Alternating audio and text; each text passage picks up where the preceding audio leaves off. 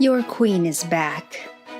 Welcome back to the second installment of Storytime with SushiFairy. One time, when I was 9 years old, I went with my mom to the bank because they had these Game Boys set up in a little corner for kids, and I thought that was pretty cool because at that time, my family couldn't afford one, so for my little 9-year-old brain, I thought that was the most bestest thing ever, and greatest invention to all of humanity.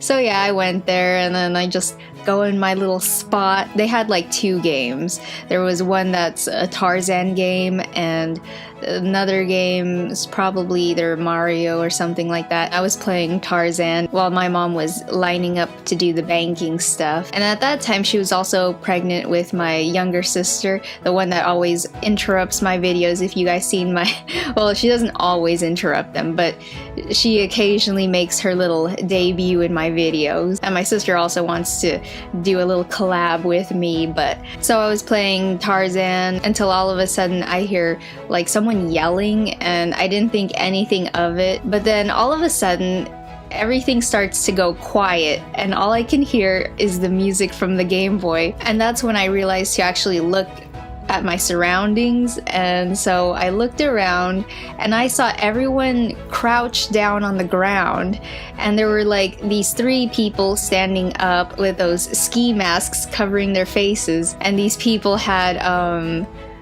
well, I don't want YouTube to censor me, so I'll censor myself. They had water pistols. The genius that I am, I decided that I wanted to join in with everyone else. So I decided to like put the game down and then crawl under the table. And one of the people that were standing up, they look at what I was doing and then like kind of point the water to me.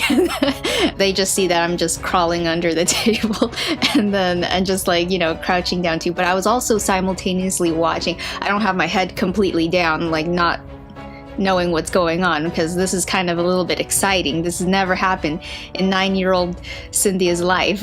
And I see that my mom was at the front, like at that time, that unfortunate time. But of course, everyone was just, you know, at a standstill at what was going on. Sometimes I think, sometimes my mom can be an idiot. She decides to run across from the front of the bank all the way to where I am, which is kind of a little bit closer to the entrance.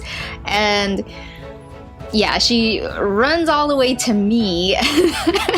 And then, well, you know, of course, simultaneously, someone's pointing at her, like one of the 3 people pointing at her, like, see what she's doing. And then she goes to me. She crouches down with me too. She starts praying, and I still want to see what's going on. But then I'm like kind of have my head up while I'm crouching down, but then she kind of puts my head down. After they left, some people were a little bit hysterical, and then news people came in, and I guess they got an interview with the one that's like kind of being the most hysterical, like crying and stuff, and I was excited. I was like, I get to be on TV. I wasn't. It was just the crying lady. Yeah, I thought I was gonna have my moment of fame and stuff on TV, on the news. I woke up early that school day, the next day, and only to be disappointed. It wasn't even my mom that was featured on the news, so they gave us free Ghirardelli chocolate. That kind of compensated for our trauma a little bit. Well, at least no one was hurt, and the bad guys got caught in the end. That was one of the highlights of my youth